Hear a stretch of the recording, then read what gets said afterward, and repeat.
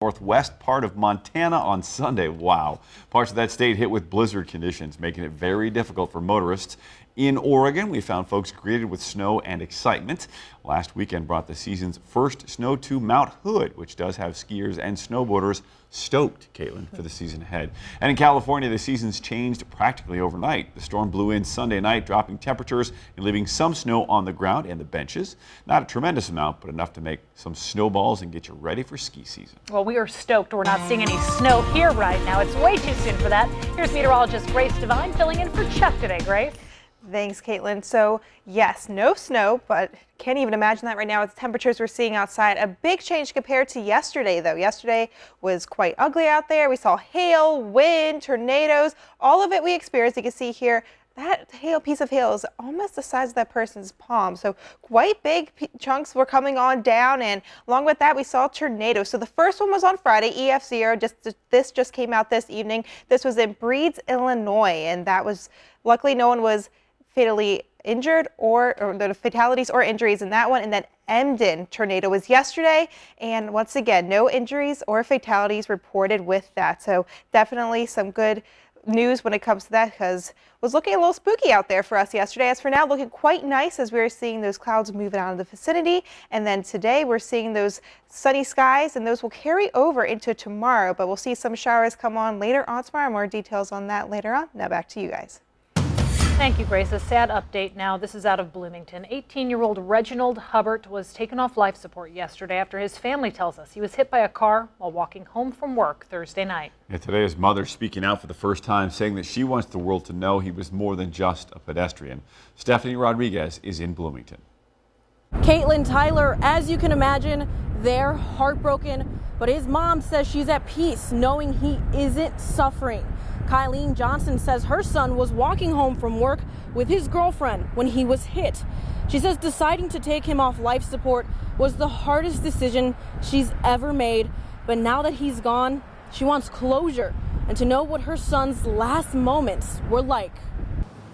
I'm not blaming anyone. I'm not upset with the person that hit him.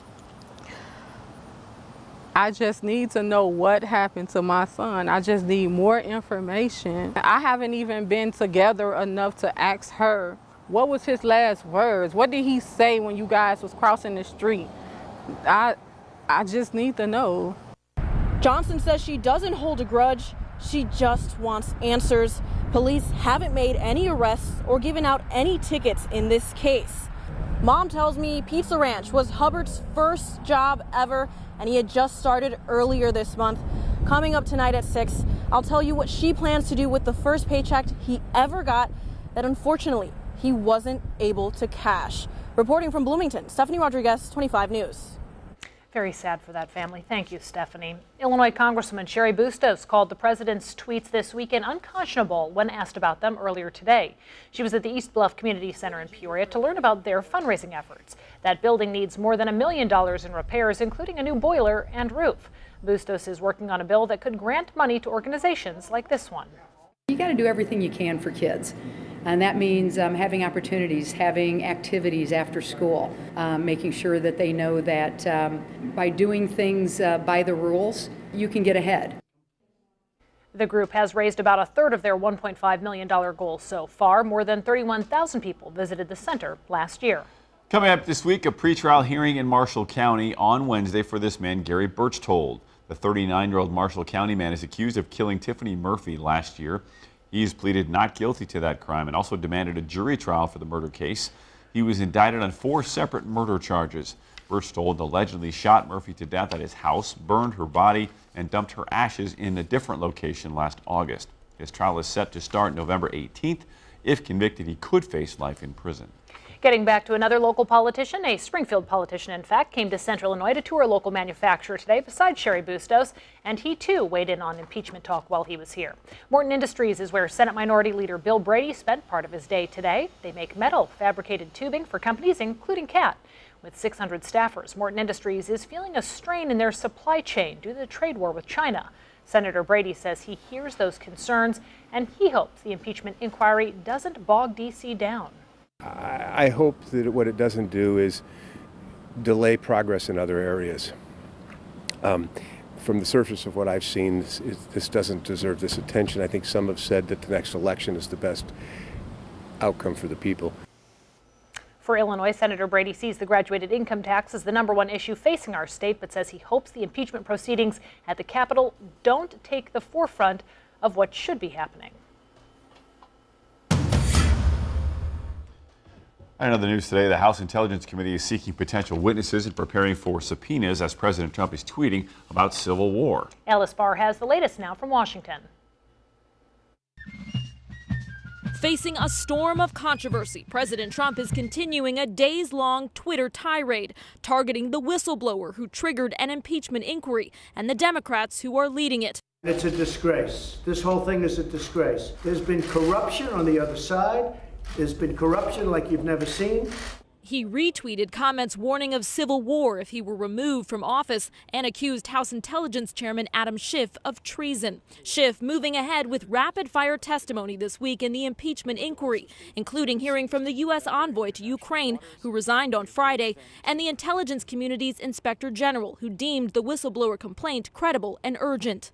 We've got a lot of questions to get answered about what happened between the president and the president of Ukraine. That July call when President Trump asked Ukraine's leader to investigate rival Joe Biden and his son, currently the focus of the impeachment inquiry.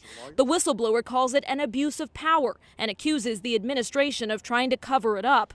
While many of the underlying facts of the call are not being disputed, the president's supporters are attacking the whistleblower because he wasn't a direct witness.